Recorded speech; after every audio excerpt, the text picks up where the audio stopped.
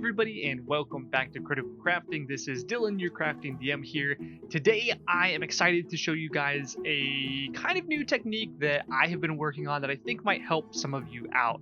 So, a lot of people in the community, especially people who've been around for a long time, know what non-metallic painting technique is, which essentially is exactly what it sounds like. It's taking a non-metallic paint and then painting it to make it look like metal.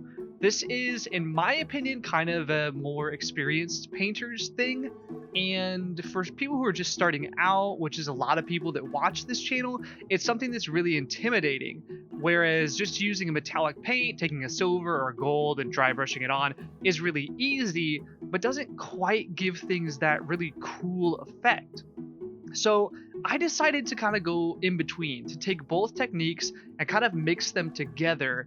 And I think it comes out really nice. And it's a way for beginner painters and intermediate painters to get something that feels a little bit more professional. And I think is really, really fun. You can see this lovely lady has some metallic paint, but then there's also some blended in non-metallics.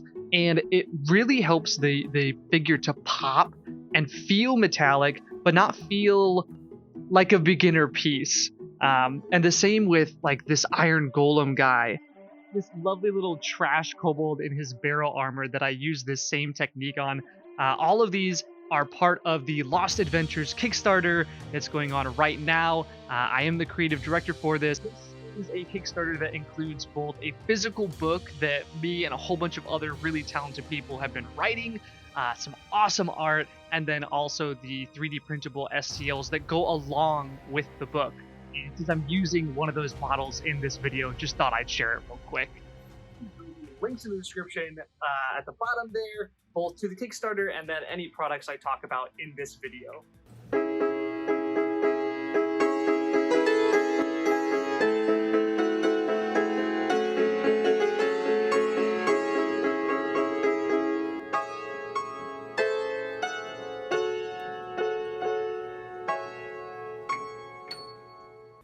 My mixed metallic painting with a black foam. Here I'm using the Black Templar contrast paint, mainly as an experiment. Honestly, I would just use something like a black apple barrel or a black Vallejo paint. I was trying to go for additional depth, but it really didn't work out so well. On here, you can use whatever metallic paint you have, and then just dry brush it on. You could be using gold, silver, bronze, whatever it is that you want the sort of base coat to be. And I like to use a elf brush. These are actually elf makeup brushes, which come in a lot of different sizes for all of my dry brushing. They're incredibly versatile, extremely cheap, and I absolutely love them for this kind of work. What I do after that is use a dark brown wash and just put that all over the metallic areas, normally under spots that would be collecting water, so it kind of feels rusted, and that will add a lot of depth really quickly. For the more non-metallic stuff. So the whole point here is blending two different techniques, the non-metallic painting with the metallic painting.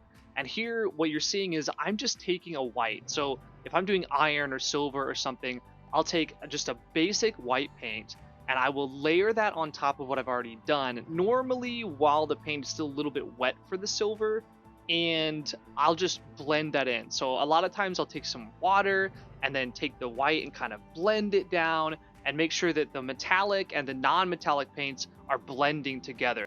You want to make sure you put that white or whatever your lighter color is in an area that would be getting highlight. So something that's on top where the light would be reflected the most on your metallics. That's really important here. Sometimes you might get even a little bit more aggressive. So here I already have like a full area that's metallic, and I'm kind of painting over most of it and kind of blending down, and then taking my water and blending that white in a little bit more to the metallic. And then what I'm going to do is take a little bit of brown and blend that back up in there. And that's going to start to give this sort of illusion of depth and light that's happening here. A large flat area, another good thing is to add in lines of highlights that are kind of that, they're not really cartoony, but they give this feeling again that there's a shine there, even though it's really flat paint that's kind of blended in with metallics.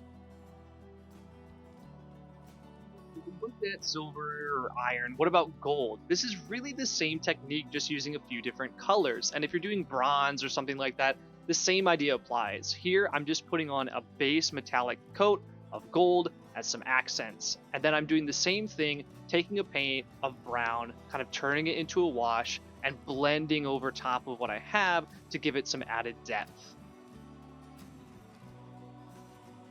I usually will use some kind of a yellow ochre and use that to make first highlight. So the first kind of highlights that I make that I'm covering up some of the gold with is with this yellow ochre paint that is a non-metallic. And that's my first coat. And then after that, I'll apply a second highlight coat that really makes everything pop and feel like it's shining. Another basic white, so taking it and kind of layering it in, often while that yellow ochre is still a little bit wet, blending it all together so that the non-metallic and the metallic paints are sort of working together. Last thing that I like to do with my mixed metallic and non-metallic paint jobs is to add a little bit of rust. So here I am using a brown rust paste. It's a special paint. You do not want to be using your good brushes with this because it will ruin them. I'll put a link in the description to this, but essentially you just take it and slap it onto the piece anywhere that you think, okay, yeah, this is somewhere that water would collect, that maybe I want some rust, that maybe I screwed my paint job up a little bit and I want to hide it. And it works really, really well to make it feel more real and textured and just give life to the piece. Once you let that dry, I like to take some kind of a leather or a light brown and just dry brush that over those rusted spots. This picks up the texture that's in that paste and makes it feel more like a real rust.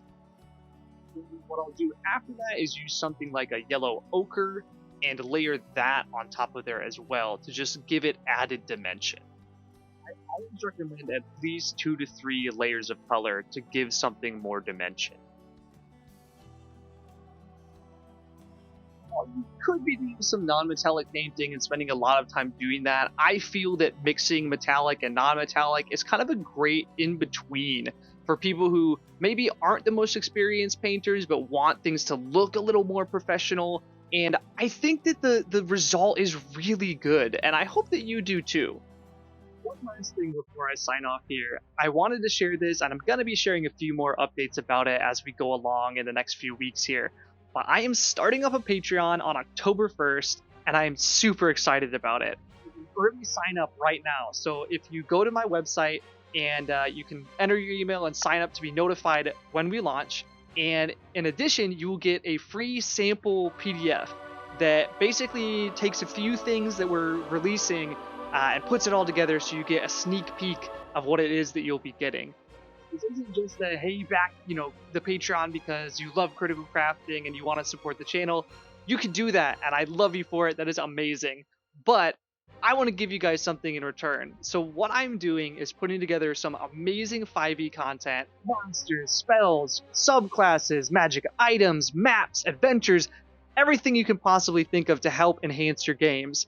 And I'm going to be doing some crafting videos that will go along with some of this content. So it's really easy for you to kind of take the critical crafting written 5e content that you get from this Patreon and then drop it into your games. So I hope that all of you come and support critical crafting in that way. I'm really looking forward to it. And until next time, this is Dylan with Critical Crafting.